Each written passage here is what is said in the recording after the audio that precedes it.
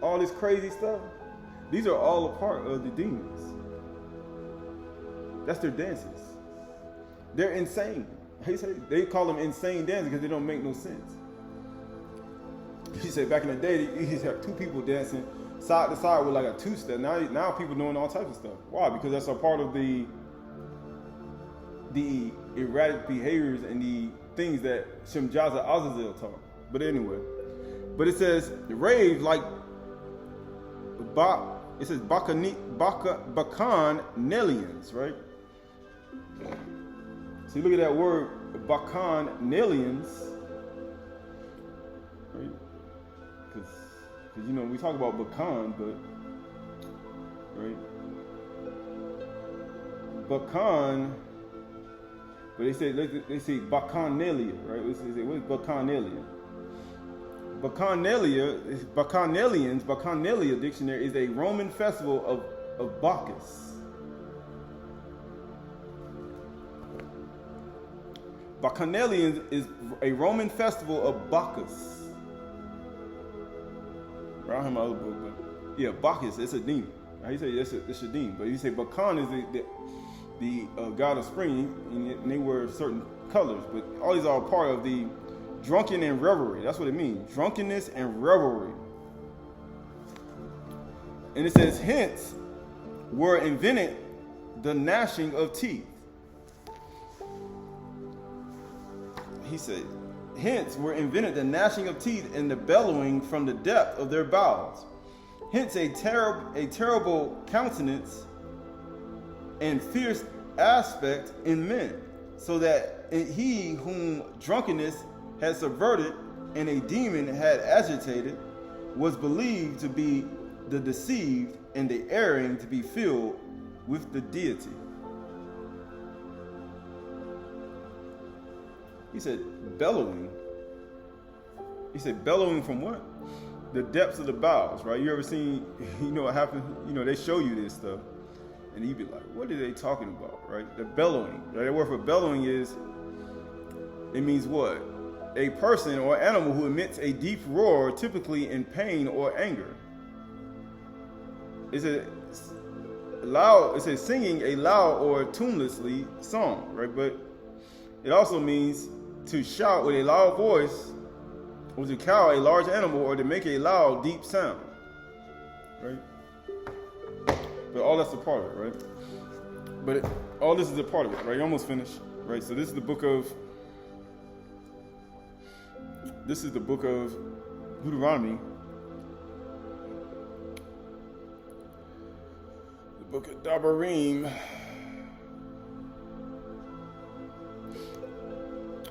Book of Devarim, chapter 30, and verse 1. Book of Devarim, Deuteronomy, chapter 30, and verse 1. Deuteronomy, chapter 30, verse 1. And when all these things come upon you, the Barak blessing and the curse, which I have set before you, because his purpose is to get his name throughout all the earth. He said, all of creation groans and travails in pain in childbearing. So do we. He said the first fruit of Ruach, because you gotta go through pain and anyway bring forth a child. And sowing and tilling the ground, and you're gonna what? Eat bread until the day of your death. All these slandering and all this gossip and all these things that you see around you is a birthing process. It's all a part of the birthing process. Removing things is a part of the birthing process. It says, and when all these things come upon you, the blessing and the curse, which I have set before you, and you call them to mind, all the nations where Yahuwah your Elohim has driven you, and return to Yahuwah your Elohim, and you and your children, and obey his voice in all that I command you today, with all your heart, with all your soul, then Yahuwah your Elohim will restore your fortunes, and have mercy on you, and he will gather you again from all the peoples where Yahuwah your Elohim has scattered you. He said, you got to call them to mind. What do you mean?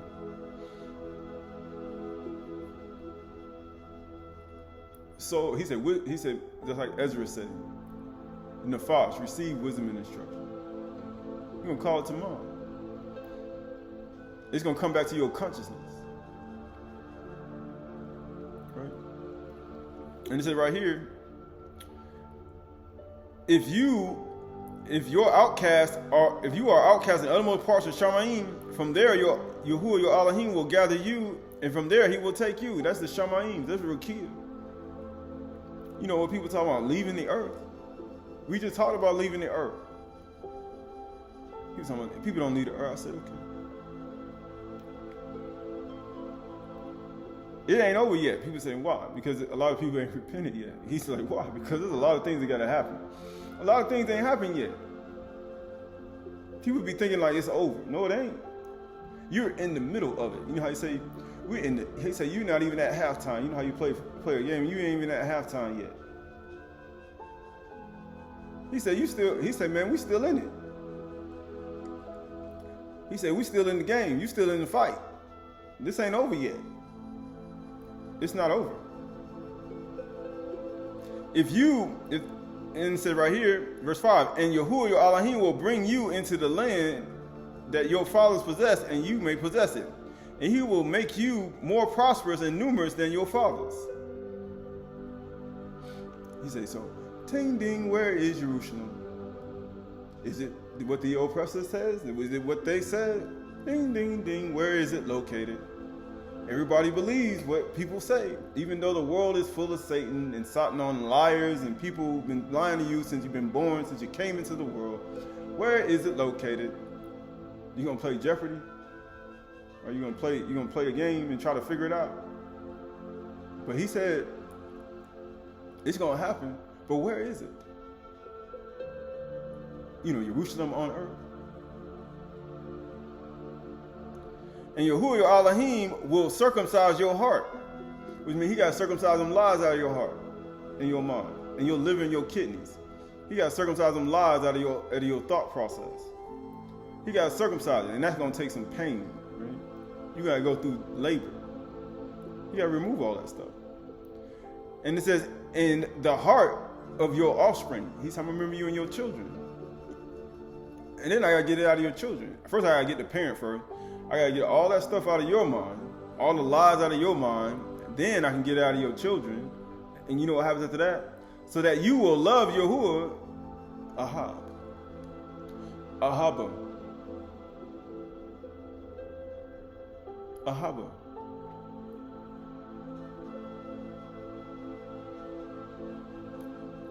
Amuna, hope. Amuna, tikva, and the greatest of these is love. So that you will love Yahuwah, your Elohim, with all your heart and with all your soul, that you may live. And Yahuwah, your Elohim, will put all these curses on your foes and your enemies who persecute you. So by doing all these things, removing all these things from your life, and people come at you, you're in labor.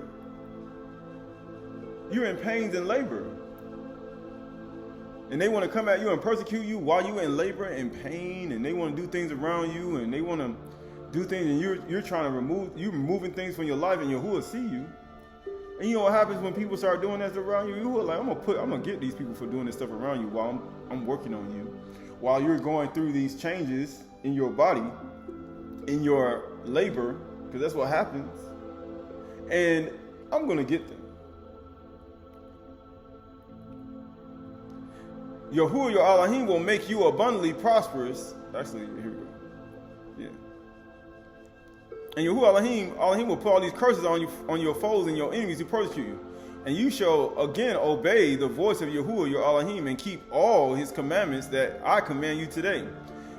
Yahuwah, your Elohim, will make you abundantly prosperous in all the work of your hand, your yad, your right hand, in the fruit of your womb, and in the fruit of your cattle, and in the fruit of your ground.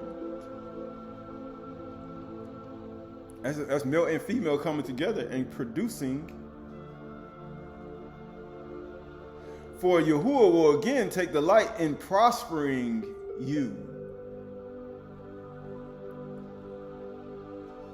He said, why you ain't prospering? As he took delight in your fathers when you obey the voice of Yahuwah your Elohim to keep his commandments and his statutes that are written in this book of the law, Torah, when you turn to Yahuwah, your Elohim, with all your heart and with all your nefesh, your soul. Right, this is the Dead Sea Scrolls. This is the Dead Sea Scrolls.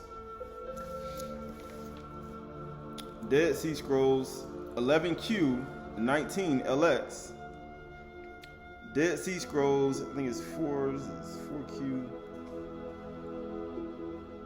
Yeah, 4Q 524. 4Q 524, 6 through 13. But it is 11Q 19 LX, right? Page 1200, yeah, 1283. It says, and they will make smoke. Let's go down to verse 3.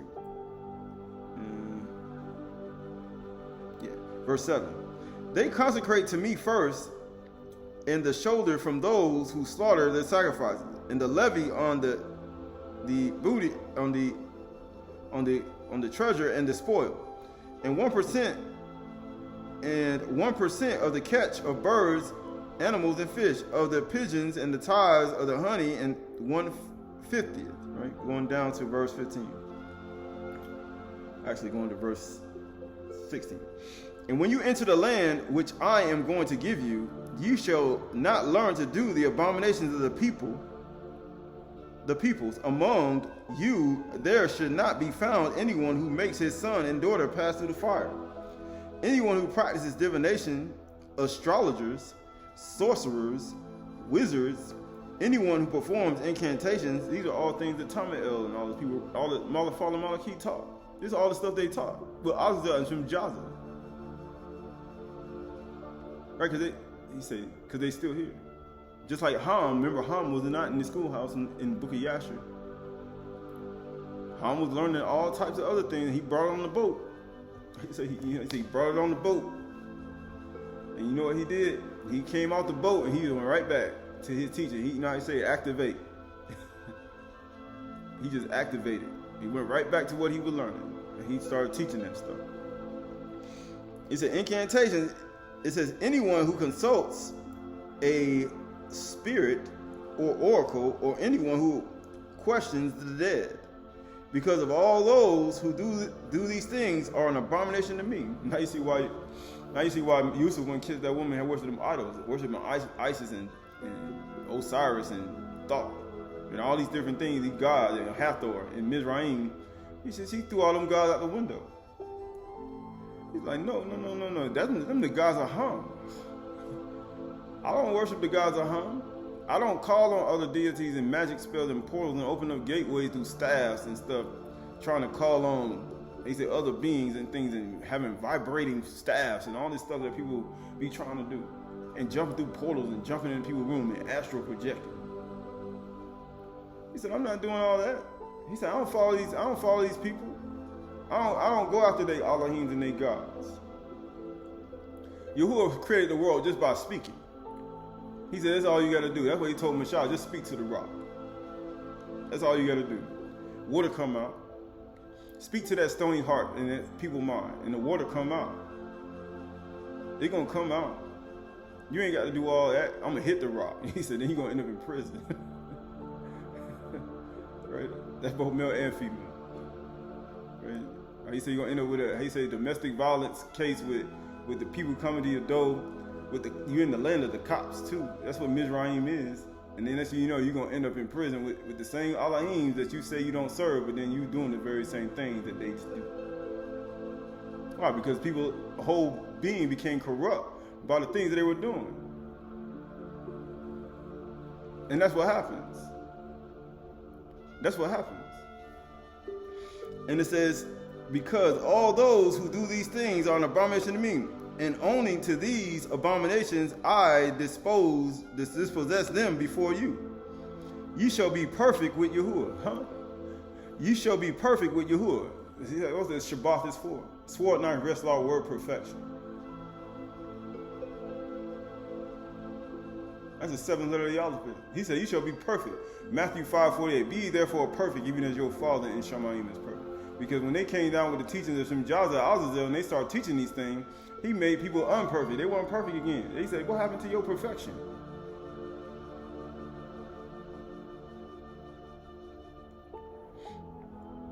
He says, Yahuwah Elohim, for these nations which blank, right? They're going to, column. It says, to speak a word in my name, which I have not ordered him to do, say, for who speaks in my name of other gods, that Nabi'im shall be killed.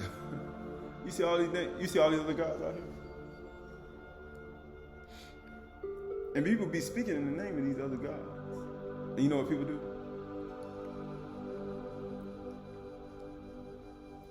That's why Yahuwah say, my name gonna go through all the earth. He said, that's my purpose.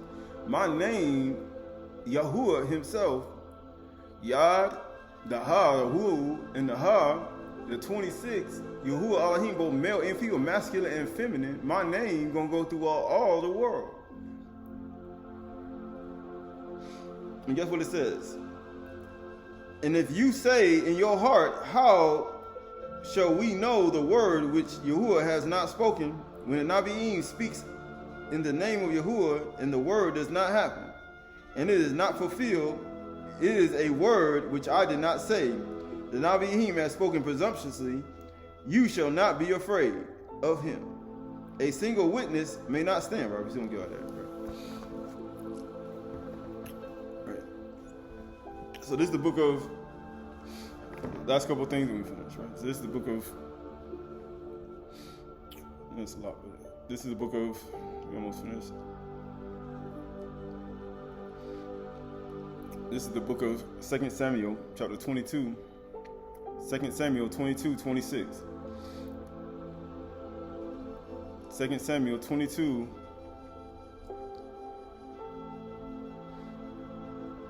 Yeah, actually go 2 Samuel 22, 23. 2 Samuel, Ba'ith Bith Shemuel 22, 23. For all this his rules were before me, and from his statutes did I not turn aside. I was blameless before him, and I kept myself from guilt. And Yahuwah has rewarded me according to my righteousness, and according to the cleanness in his sight. Not one's own sight. With the merciful you show yourself merciful, and with the blameless you show yourself blameless. With the purified you deal purely, and with the crooked you make yourself seem torturous, like real slow. Like, man, what's going on? You save the humble people, but your eyes are on the haughty to bring them down. For you are my lamp, O Yahuwah, my near. And we just talked about New Jerusalem. He said, Yahuwah is the light thereof. He said, you are my lamp, O Yahuwah, and my Elohim lightens my darkness. Because all the creation groans in travail for the manifestation of the sons of Elohim. He lightened the darkness. Why do you think everything is in childbirth right now? He said it's like a woman in travail, getting ready to give birth. He says the word of Yahuwah proves true. He is a shield for those who take refuge in him. He said he is a shield. Let me show you what happened when you take refuge in him. And you have something that's his. Right, this is the book of Exodus, Shemuth, Exodus 21 and 20. Exodus, Shemuth 21 and 20. When a man strikes his slave, male or female, with a rod, and the slave dies under his hand, he shall be avenged. But if the slave survives a day or two, he is not to be avenged, for the slave is his money. When men strive together and hit a pregnant woman, because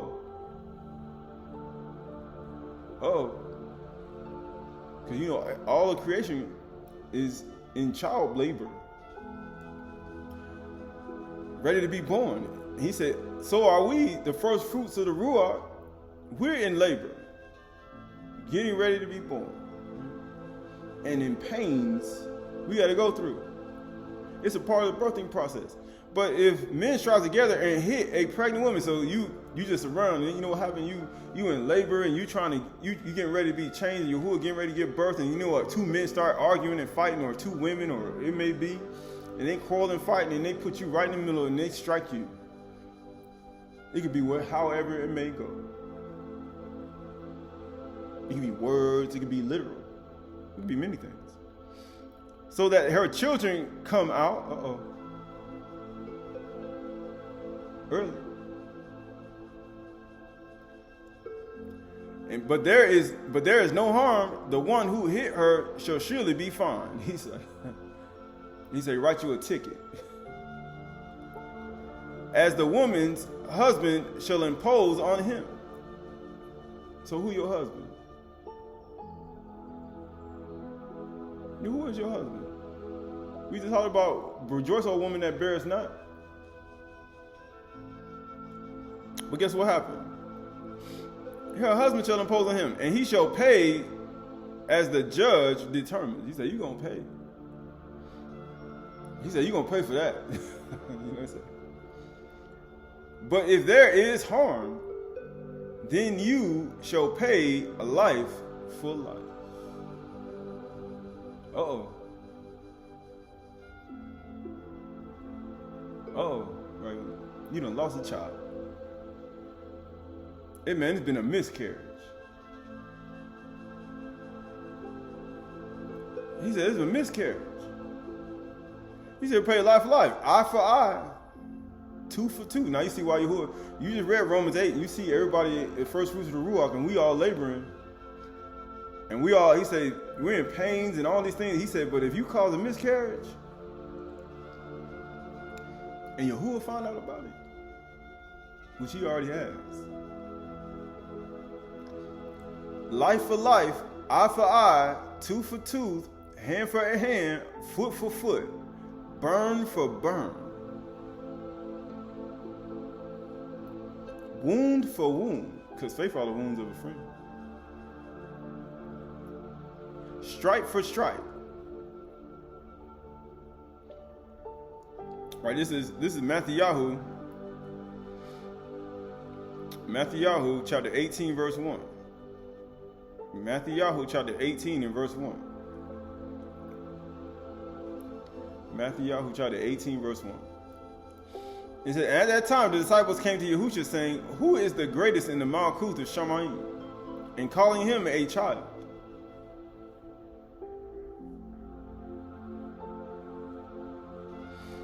And he put him in the midst of them and said, truly I say to you, unless you turn and become like children, you will never enter the Malkuth of Shamayim.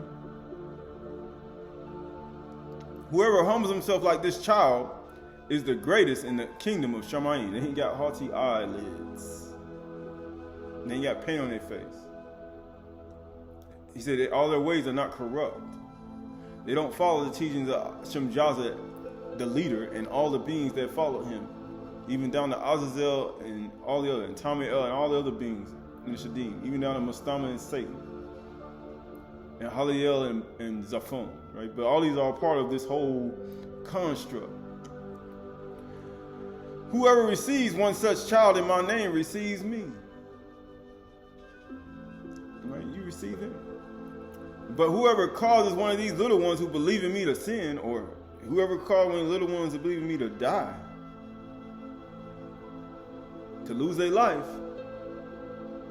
something to happen to him, it would be better for him to have a great millstone fastened around his neck and be drowned in the depths of the sea. Life for life, hand for hand, foot for foot, rail for rail.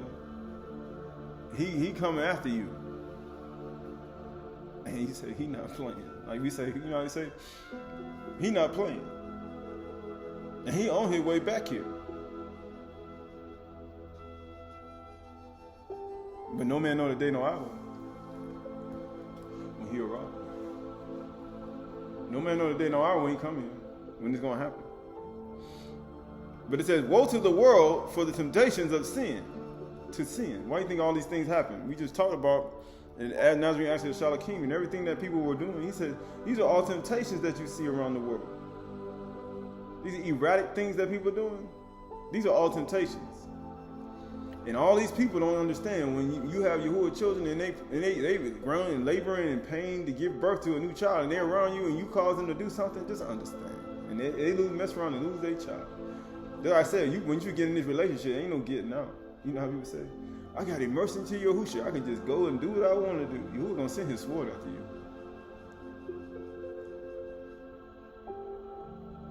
You're not getting away.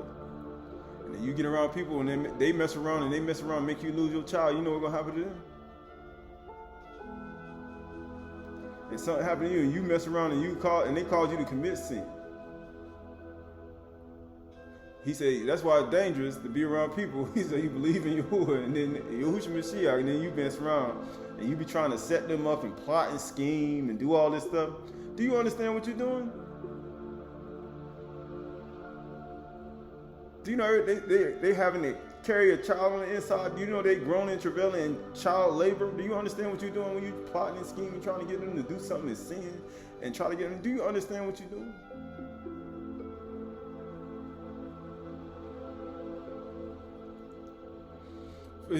Woe to the world for temptations of sin, for it is necessary that temptations come. But woe to the one whom temptations come.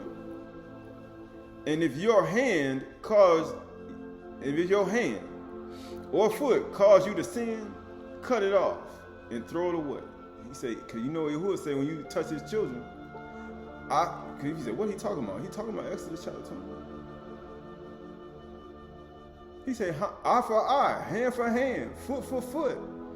He said, you caused you to sin. You mess around, you did some damage to my children. You striving together and y'all fighting and you mess around, you did some damage to my child. That's how he looked. He said, cut it off and throw it away. For it is better to enter into their lame than 2 hands and 2 feet be thrown in eternal fire. That's how he's looking at you. And if your eyes cause you to sin, them little painted eyes, them haughty eyes, them eyelids you got, male and female, you wise in your own eyes. If your eyes cause you to sin, you fornication and adultery, pride of life. He said, tear it out. Not like tear it out. He said, don't look. Don't do it. You ever hit your hand? You ever hit your child's hand when he's getting ready to touch something he's supposed to do? You ever told your child to say, don't you look at that, turn your face away, right? And they doing something they shouldn't be doing. That's what he's telling you. Turn your face away. Don't look. Don't indulge. Don't use your regal, your feet to go. Because I remember he talked about washing your feet. He's like, we gotta wash your feet, man. You done been some places. He said, you can wash your body, but your feet, man, you been some places, man, you know good and well you're supposed to be there. So y'all gotta wash your feet now. Right, verse 9 says, if your eye cause you to sin, tear it out and throw it away. For it is better for you to enter the life with 1 eye than for 2 eyes to be thrown in the Sheol of fire. Verse 10 says, guess what he said after that? He said, man, better don't you even do it. He's still talking about the same thing we were talking about. Verse 10, see that you do not despise one of the little ones, these little ones. Now you see why. He's like, man, you don't mess with the child, man.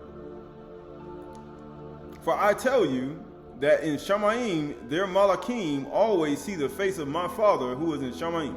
Everybody got Malakim now. Now he said, the Malaki be with me. And he saw what you did to me. And he said, Yahuwah said, they only flesh. So therefore, I give them life and forgiveness. And if they walk in and remember everything that I told them to do, then do it. I'll make them prosperous in the land. I'll forgive their sins and iniquity. He said, you know what? I remember that. Because Yahuwah is kind, loving. He's full of ahava kasid, rapay. He's full of gentleness and meekness. Aynu. That's who he is. But guess what he said? Verse 12 says, what do you think? If a man have 100 sheep and one of them go astray, does he not leave the 99 on the mountains and go and search for the one that went astray? Because you be thinking, people say, I'm going to get out of this. You know how you say you get immersed in Yahuwah, you're going to get in a relationship with Yahuwah, and you just going to leave. No, Yahuwah going to fire you behind. So when you left, and you left with his name and Yahushua Mashiach, and you left and went around people, and you start reveling with, and everything, you know, it become like Final Destination around them. You be like, man, what in the world going on? He be like, what's going on? Because of you.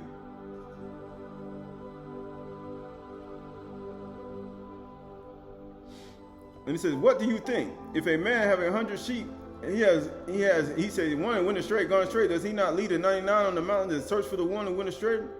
And if he finds it, truly I say to you, he rejoices over it more than over the 99 that never went astray.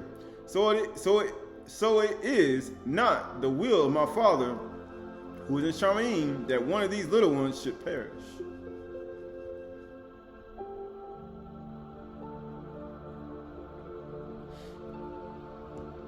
He said it ain't his will. So any of his children, he said they're pregnant. You know that woman pregnant. You know they grown in travail in the manifestation of the sons of Elohim. You know that all creation groans in travails. In the woman and child labor, and you gonna mess around, you gonna make them lose the child.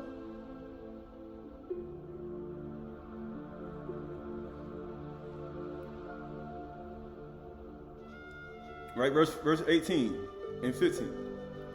If your brother or sister sins against you, go to tell him his fault between you and him alone. Right, that's what we just read in the book of Proverbs. He said, argue your case with your neighbor and him alone. Just with him. Because you know a fool, once they see something, they gonna take you to court. And they mess you up, you're gonna cause some damage. And you know what happens after you cause some damage? That person have a miscarriage.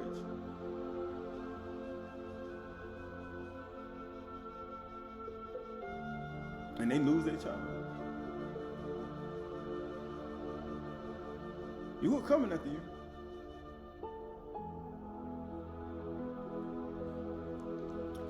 He says, go tell him his fault between you and him alone. And if he listens to you, you have gained your brother or sister. But if he does not listen, take one or two others along with you, that every charge may be established by the evidence of 2 or 3 witnesses. And if he refuses to listen to them, tell it to the judges. He said, tell it to the court.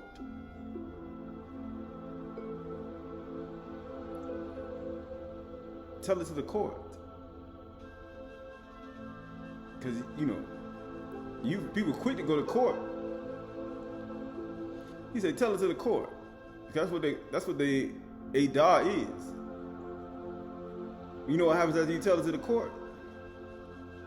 And if he refuses to listen even to the court, let him be as to you as a Goyim, a Gentile, and a tax collector. He said, but the whole point of him telling you to go tell your brother and sister and all these things that they did to you is so you won't get that far.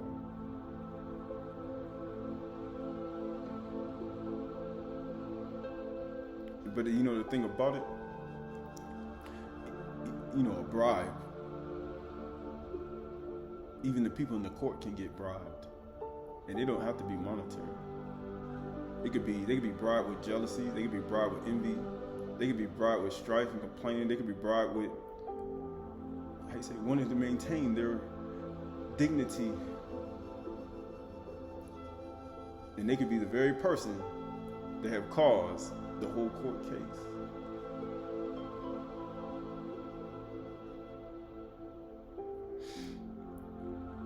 Everybody corrupt, right? Who should come to straighten everything out, right? Verse 18, truly I say to you, whatever you bind on earth shall be bound in Shamayim. Whatsoever you loose on earth shall be loosed in Shamayim. Again, I say to you, if two or two of you agree on earth in anything they ask, it will be done for them by my Father in Shamayim. Where two or three are gathered in my name, there am I among them. Right? That's the last thing. It's got that book and this verse. Right, so look at all that, and then you say go to 1 Corinthians, James, book of James, book of Jacob, book of James, the book of James, Jacob, verse 3, James chapter 3. James chapter 3, verse 1. Jacob chapter 3, verse 1. Not many of you should become teachers, brothers and sisters, for you know that we who teach will be judged with greater strictness.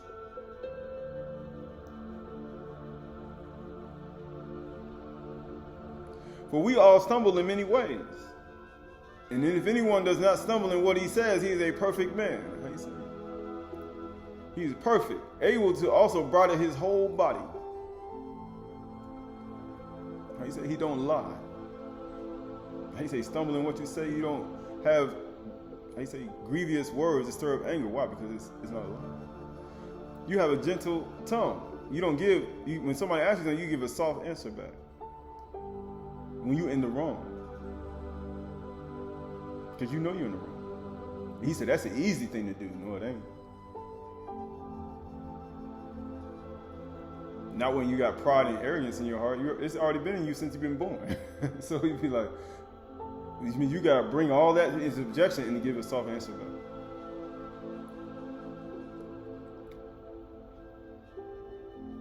All that's a part of it. If anyone does not stumble in what he says, he's a perfect man or woman, able to bridle their whole body.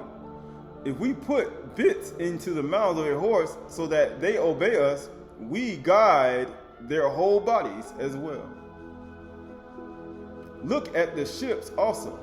Though they are so large and are driven by strong winds, they are guided by a very small rudder. How many? He said, man, I'm real. He said, you real small, man. You tiny. He said, but he said, you could steer a whole ship. Best with the rudder of your tongue. He's like, the whole ship turning. He's like, yeah. Just with the rudder of your tongue. And get what? Look at, and you say, how can you stop a person from being angry and wrath? With the rudder of your tongue. Man or woman, right? He said, that's what you call hukmah. With the rudder of your tongue. You can literally steer a person to kindness and love and gentleness and meekness and temper just by the rudder of your tongue. You can steer the whole ship. That's the power of the tongue. And that's the dangers of it. Because someone will steer you right into a whirlpool. You know, the whirlpool that suck you down into the center of the earth. Right? They got them big old whirlpools that steer the currents, right? But here we go, verse 4. Look at the ships also, though they are so large and are driven by strong winds, they are guided by a very small rudder, wherein the will of the pilot directs. Why? Because just like a woman, just like a tree is strong, that's what we talked about, how the wind blows on top of the strong trees, that's the feminine nature, and they go on top of the top of the trees, and they move the strong trees, and they sway in the wind. It's the very same thing with the tongue. But you see a quarrelsome wife, what happened? Or a quarrelsome Isha, or a quarrelsome man, what does it do? He said, man, you're going to hold that thing in your hand.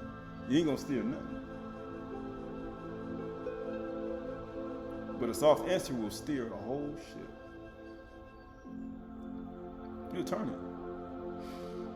So also the tongue is a very small member, yet it boasts in great things. That's why Yahuwah said, I'm going to cast down those who boast. So I'm going to take you down. So I have to. I have to bring you down low. I have to bring the haughty down low. He has to. That's the only way he's going to be able to get you to start steering things correctly. But here we go. That's the whole point of that. But it's very small, right? Right, so this is the book of 1 Timothy. Right?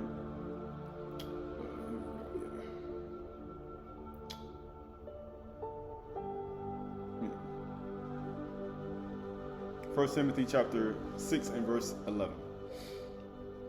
But as for you, O man of Elohim, flee these things. Pursue righteousness, godliness, amunah, ahab, steadfast love, and gentleness. Fight the good fight of amunah, because the good fight of amunah is to keep righteousness, kindness. That's what godliness is. Remember we talked about the kind ones offering prayer this several times? Kasid, Sadiq, Kasid, amunah, ahab. They say steadfast love, steadfast, and gentleness. That is the good fight of amunah, because you got to fight to keep those behaviors inside of you, so you can steer everything correctly. That's both male and female. You got to be able to. You got to fight to keep that in your tongue.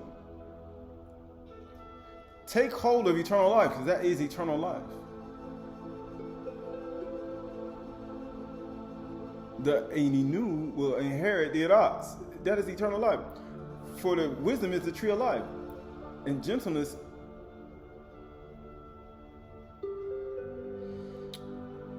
but it said right here, fight the good fight of amunah, take hold of eternal life, to which you were called, and about which you made a good confession in the presence of many witnesses, right?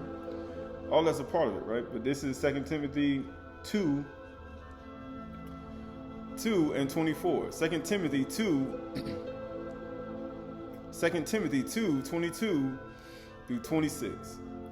So flee youthful passions, pursue sadiq, righteousness, because righteousness and peace kiss each other.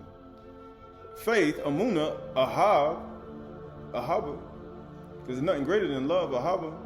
He said, can you love for 7 years? Can you love ahab for your whole life? Peace, shalom, because righteousness and peace kiss each other. Along with those who call on Yahuwah from a pure heart. You know, a pure heart. I mean, they can see Yahuwah, Elohim. They can see him face to face in the mirror. Matter of fact, they wipe all that pain off their face, all the coverings that they have. It ain't got to be natural coverings in your eyes and your face. It could be just you covering up your heart and the things that you have, that hatred you have inside of you. That could be pain. He said you painting the jealousy and envy inside of you, trying to cover up on the wall. Because you're trying to sell your house. You know how people try to paint the walls and they have all these, you got to put some things and you got to paint over it. He said, you're trying to sell it. He said, you know good and well on the inside of that thing. You know good and well it ain't been taken care of properly. You know need to be painting that. You need to tear the wall out, redo the whole thing, right? And it says, amunah, love, and peace, along with those who call on Yahuwah from a pure heart, have nothing to do with foolish. You know, the fools who love to keep things, they love to see you in misery. And why you want to make me like that? He said, why you want to make me like that? They want to sow bitterness and resentment in your heart. Oh, you're not worthy. Try to make it seem like you ain't worthy to do something. Like all this crazy stuff. He said, if Yahuwah be for you, who can be against you? He said, these are positive affirmations that one needs to say to themselves.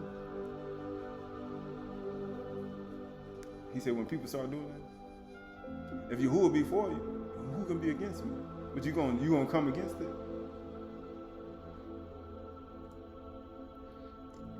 It says, amunah, love, peace with those who call them pure heart. Have nothing to do with foolish and ignorant controversies. It's ignorant, because they ignorant. He said, you arguing with ignorant people who don't know nothing, and then they don't know. And then controversies and conspiracies, you arguing with them, you don't know, and then you just ignorant. You know that they breed quarrels. That's the only reason you have a quarrelsome wife. That's the only reason you have a quarrelsome husband. That's the only reason you have a false tongue in your house. You arguing over ignorant controversies, things that have no type of value whatsoever with the bar of Yahuwah. And he said it's the erratic religions and the revelings of people in the world. It's things that you have no control over. It's things in the world that they are literally on the brink of, and he said, now you trouble and you ignorant controversies and conspiracies that people are doing and the evil in the world, and you consumed in it, and now you quarreling over who's who and what's what. why, and he, and she. And you know what happens after that? It creates quarrels.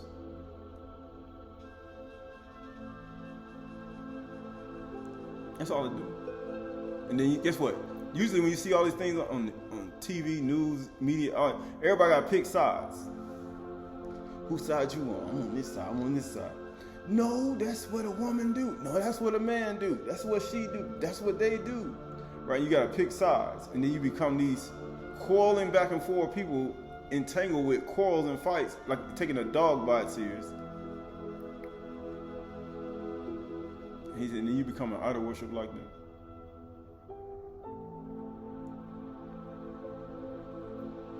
Verse 24, and the Yahuwah's servant must not be quarrelsome. He said, you can't be that way. Both male and female. Just like Abigail was in David's house. He said, I'm going to wash the feet of your servant. And she's going to be a sheep cut in the house. These are all a part of it. These are all part of the servants, a bod in the garden. The shepherds and shepherdesses and all these things that people we talk about. He said, you can't be quarrelsome. You can't. Eternal life has nothing to do with that. But kind to everyone, because that's Yahuwah's kindness. His kindness. We talked about in Dead Sea Scrolls, the covenant of his kindness. Let the kind ones offer prayer at the acceptable time when he may be found. His Kassid, because he has kindness. You're not going to lie. No. Able to teach. At the time you ought to be teachers, you need one to teach you again. It'd be the first principles of the oracles of Elohim. And you have need of milk and not strong meat. For strong meat is for them who are mature, by reason of use, having their members exercise to discern between good and evil. Taub and Ra. And you become like one of the mother. You become like one of us. And now you become, of a higher nature. Able to teach, patiently enduring evil, because that's what part of our birthing process. Anything that happens to you is all a part of the birthing process. I lost money. Oh man, it's part of the birthing process. I lost this. It's a part of the birthing process. People slandering, gossiping, and making up stuff. You making a YouTube video about you. He's like, yeah, it's a part of the birthing process. Oh, people saying things about you on Instagram, spreading rumors. That's a part of birthing. Oh, it take me to court. He said it's part of the birthing process. I gotta go here. He said, yeah, that's part of the birthing process. I got tricked. Hey dog, he's like, yeah, that's part of the birthing process. Abunalek then took over, he's like, yeah, it's part of the birthing process. Satan then came. People try to get you to sin, drink offering, doing all this crazy stuff. Doing all this absolutely insane, erratic stuff. This is all part of the birthing process. You gotta endure constantly. He said, Book of Sirach, in this chapter 3, he said, when you come to Yahuwah, prepare yourself for temptations and trials. He said, and constantly endure, because this is part of it.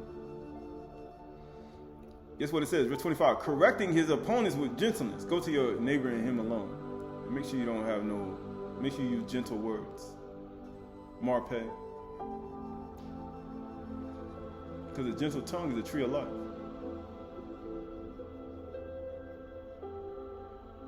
It's a tree of life. There's many other things you can say, but it's a tree of life. It is. Like you can put on all the paint you want. But then you say, okay, am I in the image and likeness of Yahuwah? Is that the way Yahuwah wants me to live? Is that the way he wants me to be? And then you say, oh, I'm going to submit myself to him.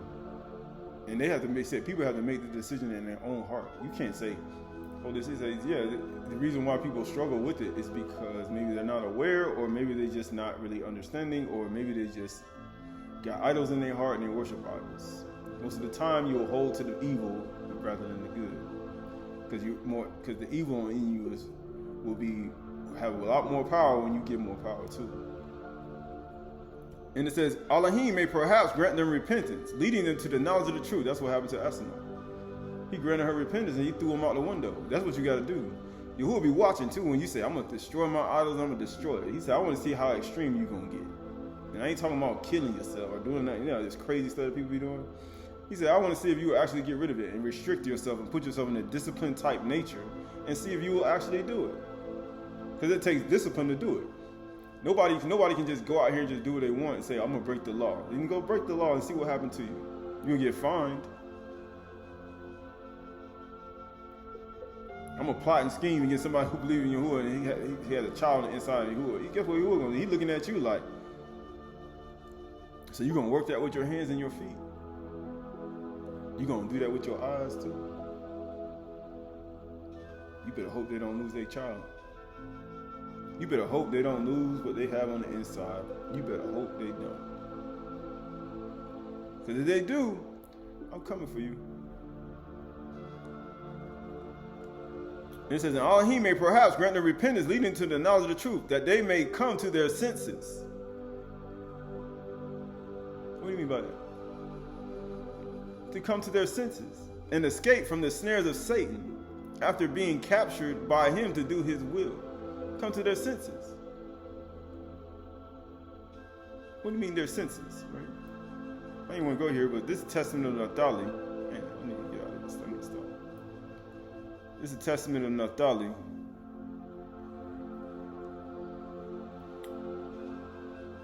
Testament of Naphtali, verse 1. Chapter 1 and verse...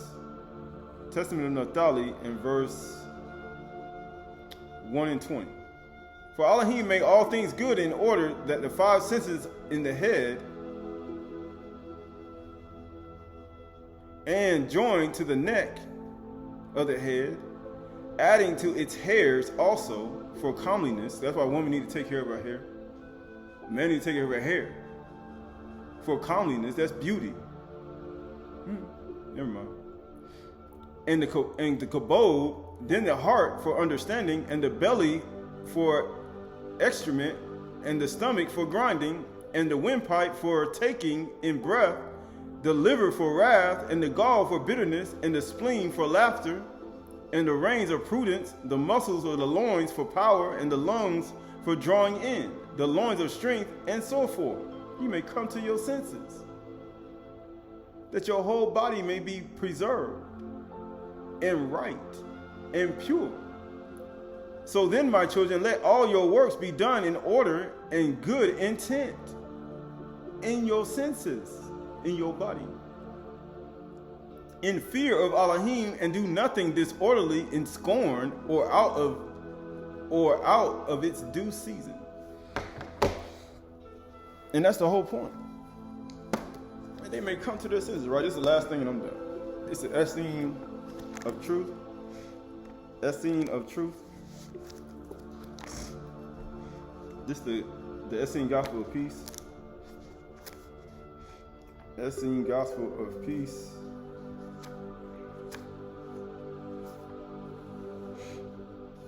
Right, Essene Gospel of Peace, page 92.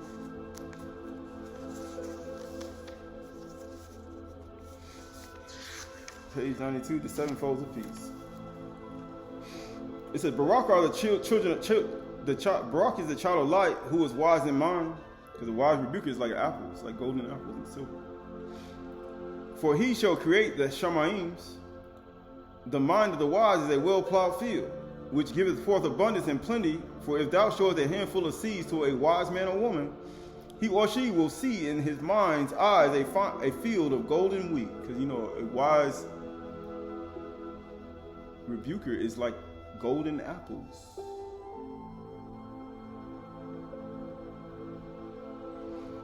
And silver, because, you know, it's like a vineyard. And if thou showest a handful of seeds to a fool, because, you know, the fool, they love to keep things going over and over again. You know how it talks about, it's about the fool's mouth? He said, it will have no end.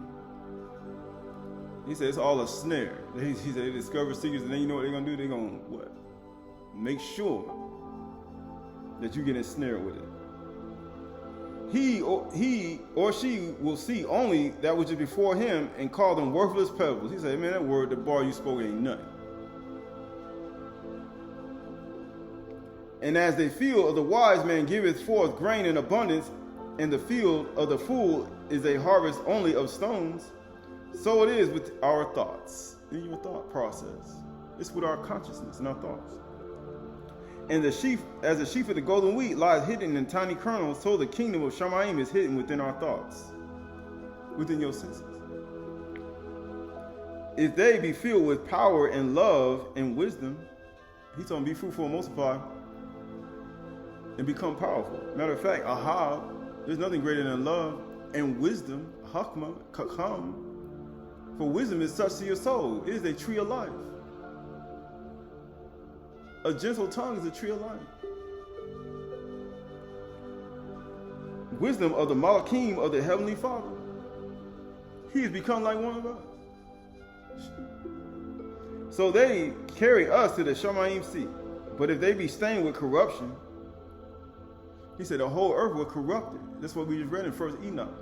With teachings of Azazah and Shemjaza and Tamael. But they become corrupted. And what? Hatred and ignorance. We just talking about ignorance. He said ignorant controversies.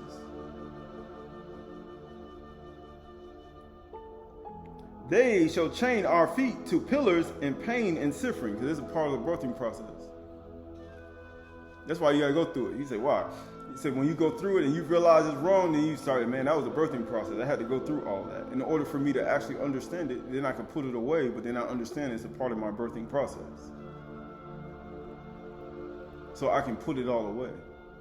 Even though I was chained to it for 7 years, 5 years, 3 years, in my mind, so now I can put it away. And I don't got to be chained no more. But people like to be chained. No man can serve two masters. Neither can an evil thought abide in the mind filled with the light of the Torah. That's why you got to fill it with the Arbri Lashon. That's why you got to fill it with Aynu.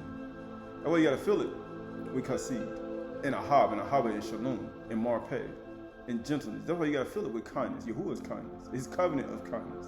You got to fill it with it. You got to fill it so much to where it's like taking over your whole body. All your senses. But it said right here, filled with the light of the Torah. He who have found peace with the mind has learned to soar beyond the realm of the Malachim.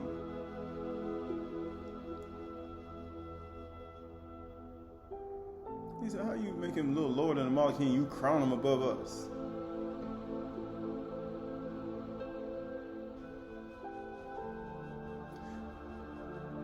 Shalom. And it says, he who have found peace in mind have learned to soar beyond the realm of the Malachim. Know this shalom with thy mind. Desire this peace with thy heart. Fulfill this peace with thy body. Fulfill it with your body, right? All right, this is Sirach 3:17-23. My son, go on thy business with me in meekness, Aynu. So shalt thou be beloved of him that is approved. The greater thou art, the more humble thyself, Aynu, humble and meek. And thou shalt find favor before Yahuwah. Many are in high places and of renown, but mysteries are revealed unto the meek. Aynu. For the power of Yahuwah is great, and honor with the lowly. Seek not out things that are too hard for thee, neither search for things that are above thy strength. But what is commanded thee, think upon them with reverence. For it is not needful for thee to see with thine eyes the things that are in secret.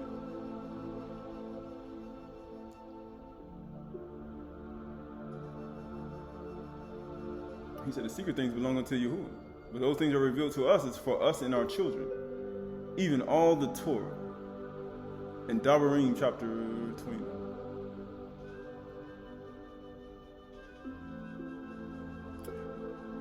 Be not curious in unnecessary matters. He said ignorant controversies. For many things are showed unto thee than men understand.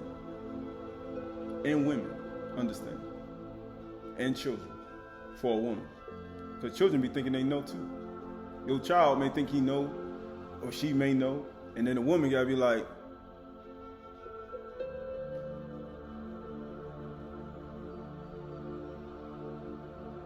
no. Man gotta be like, no. But you gotta stay humble. And you gotta stay meek. So we look at all that. We look at Yahushua Mashiach. We look at the light of life. We look at the true light of life that gives light to every man that comes to the way. that we no longer live after the darkness of errors and walk after the teachings of, he say, the teachings of the Malakim, the higher beings who came down here, who are bound in chains. But we don't want to be chained, the pain and suffering as them, and to be chained because you follow their teaching and their disciples even after they were chained up. So we look at this world as being, having many disciples of these beings, and their teachings are in the earth. But we follow the one and true Elohim, the one who sits in the highest Shemaim above all gods and Elohims of the earth, the one who rules and governs all, both male and female, in sin and righteousness, the one who governs all beings and all people, right? The one who gives life and understanding to us. And through Yahushua Mashiach and his blood that he shed for both male and female, fulfilling both male and female in Torah, because he fulfilled both male and female in Torah. He showed you himself in men and women and men in their behaviors, even on totality. And no longer should one be like, yeah, I'm left out. You're not. For all these things are true, and that one should walk in newness of life. For we carry a child, he said, we've grown in travailing for the manifestation of the sons of Elohim, and then ourselves, the sons and daughters. And he say, and if one, he say, causes miscarriages within somebody else, then beware that Yahuwah Elohim has seen what you have done. So we look at ourselves and we look at our inward man, we look at our inward being and our inner parts and our senses, and knowing that Yahuwah Elohim gives life and understanding to us through his son Yahusha, and we shall no longer walk in our own will and our own thoughts, for this is his promise that he has made to us. And these are the things that we should walk in, right? So this is the book of Exodus, Shemuth, that came to my mind. Exodus, Shemuth, chapter 23 and 25. You shall serve Yahuwah your Elohim, and he will barak you your bread and your water. And I will take sickness away from you. None shall miscarry or be barren in your land. And I will fulfill the number of your days. Right? So we look at all that. We look at all the truth and the understanding within. And we look to him to be the light of life and the true light of love within ourselves and with our inner being. And we no longer walk in the steps, in our regal of our old nature. We walk in the steps where Yahuwah wants us to go, in the way to think and to see with our eyes, and review his knowledge and understanding within ourselves, that we may see him as he is, face to face, and look at him in the mirror, and remove all deception from our face, that we may look at him as he is, that he may fill us with the abundance of the fruits that need to be born in this world. So we look at ourselves, we look at everything that's happened and everything that's going to happen and everything he has done already, and to be grateful for the things that one has and the things that one doesn't have, and the pains and the things that one has to go through, and the things that one that slipped out of their hand, just like oil in their hand, just like chasing the wind. But knowing that these things are true, and we should walk in newness of life, and not to walk in the quarrelsome life and the hatred of one's old life.